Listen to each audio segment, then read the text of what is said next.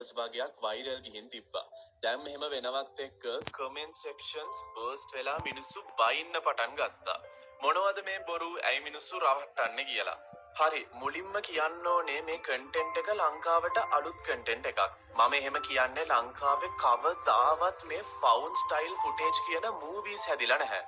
මේක තව තේරුම් කරොත් මේක ඇත්තටම වෙන දෙයක් වගේ මිනිස්සුන්ට පෙන්නනවා. ඒත් මේක ඇත්ත නෙවෙයි. එහෙම කරන්නේ මේ හොර වීඩියෝ එක ඇතුලේ මිනිස්සු ජීවත් කරවන්න ඕනේ නිසා.